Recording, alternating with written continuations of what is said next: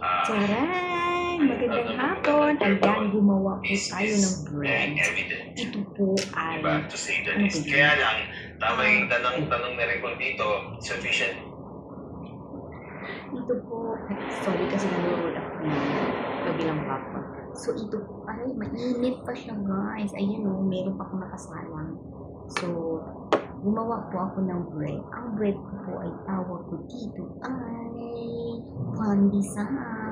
Pero hindi po siya masyadong umangat kasi nga hindi ko po siya iniwan ng matagal. So wala pa siyang 1 hour.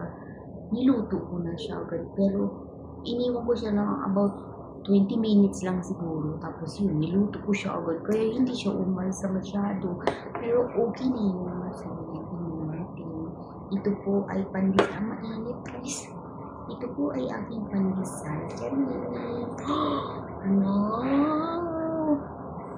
Ang bango. Ang bango. Wow, masarap.